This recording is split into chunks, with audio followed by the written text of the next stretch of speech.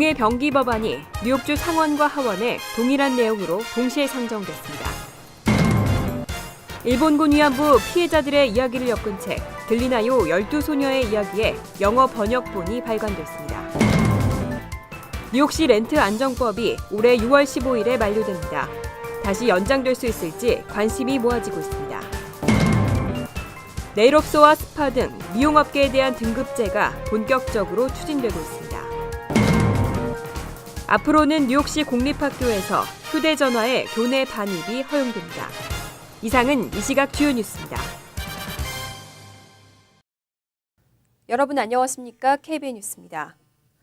동해 병기 법안이 뉴욕주 상원과 하원에 동일한 내용으로 동시에 상정됐습니다. 지난해 주 상원을 한번 통과했던 만큼 상원 통과는 그리 어렵지 않아 보이는데요. 올해는 주 하원에서도 통과될 가능성이 높다는 분석이 나오고 있습니다.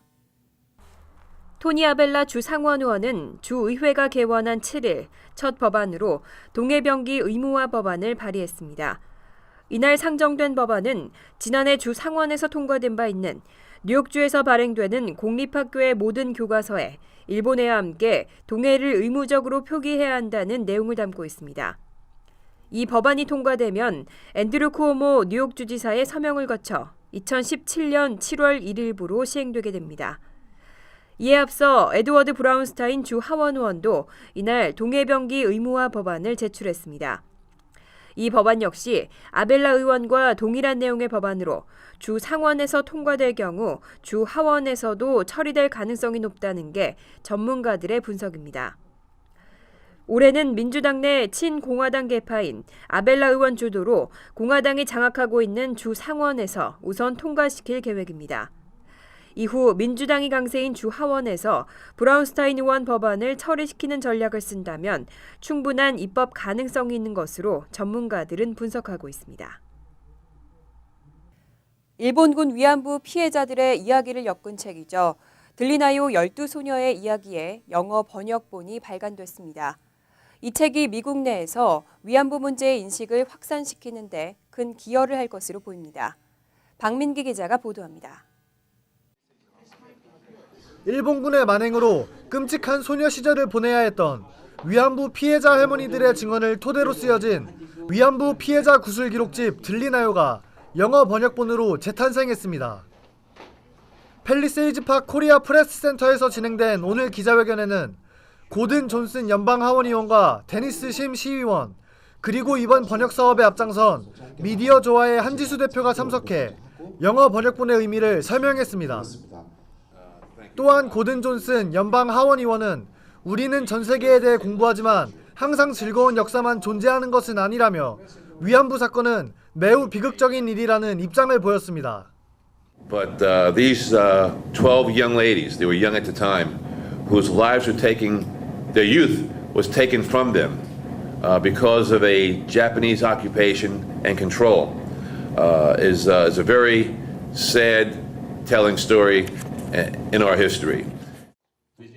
이번에 영어 번역본으로 재탄생한 들리나요 12소녀의 이야기에는 12명의 일본군 위안부 피해 여성과 시민단체 운동가 1명을 포함 총 13명의 증언이 수록되어 있습니다. 한지수 대표는 미국의 결의안에도 불구하고 끝까지 자신들의 행동을 감추려는 일본의 안타까움을 드러냈지만 이번 영어 번역본이 미주 사회를 포함 전 세계인들에게 위안부 문제를 인식시키는 데 큰 역할을 할 것이라는 기대감을 드러냈습니다. 이젠 시간이 없습니다. 정말 시간이 없고 할머니들이 살아계실 때 정말 이 책이 미국 사람들에게 일일이 다 전달이 되고 학생들에게도 전달이 되고 정치가들한테도 전달이 돼서 이 사실이 있는 그대로 미국에 그대로 역사가 남아있기를 정말 기대합니다. 12소녀의 증언을 담은 들리나요 번역본 2만여 권은 배포위원회를 통해 선정한 주요 도시의 학교와 도서관 등에 배포될 계획입니다. KBN 뉴스 박민기입니다.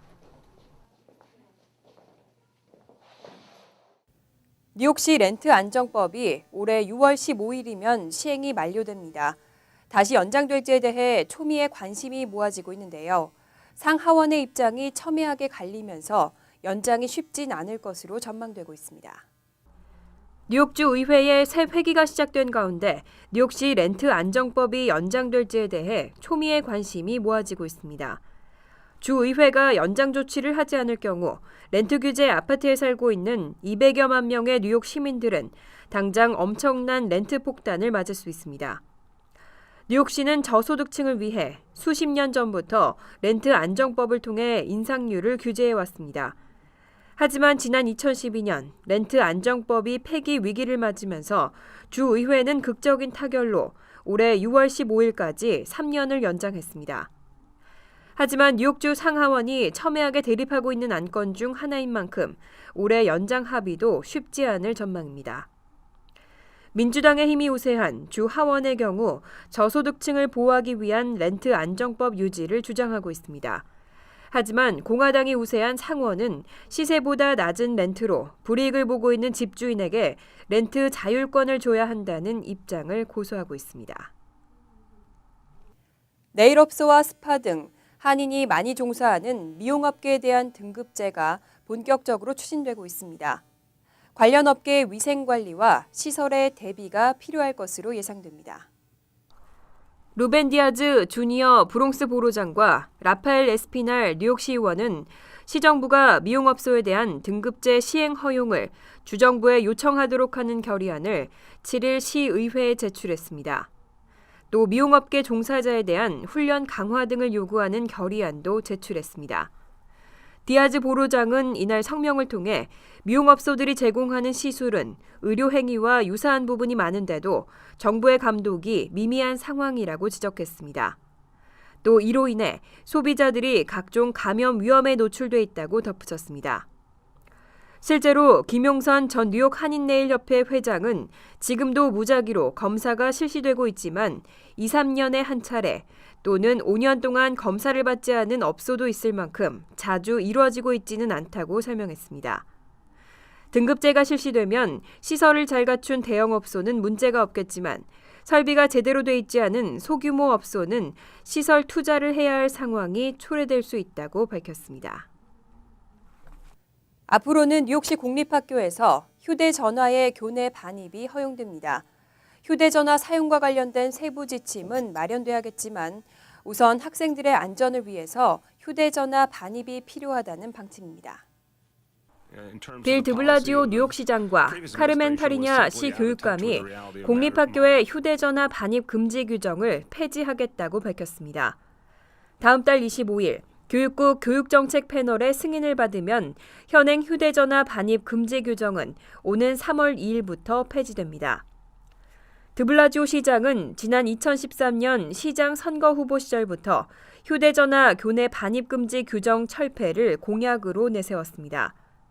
드블라지오 시장은 학부모들이 자녀가 통학하는 동안 어디에 있는지 확인할 수 있어야 한다면서 이것은 안전과 직결된 문제라고 설명했습니다. 또 학교별로 규정이 공평하게 적용되지 않는 점도 이번 결정의 배경이 됐습니다. 공립교 가운데 규정이 엄격히 지켜지는 곳은 휴대전화가 금속 탐지기를 통해 자동으로 검색되는 범죄 다발 지역 학교들 뿐인 것으로 나타났습니다.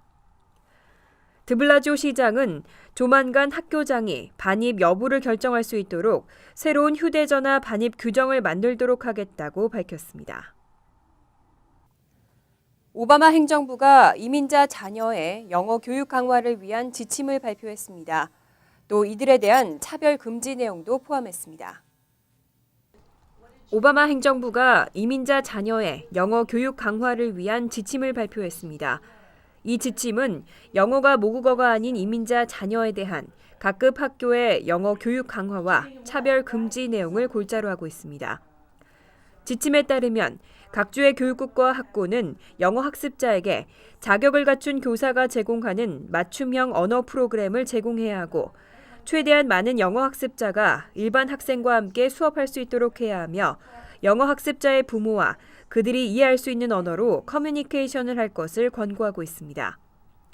또 학교 내 모든 차별을 금지하기 위한 세부 지침으로는 언어 지원이 필요한 학생을 적시에 파악하고 평가해야 하며 교육적으로 건전하고 효과적이라고 입증된 언어 지원 프로그램을 제공하고 충분한 교사를 확보할 것을 당부했습니다.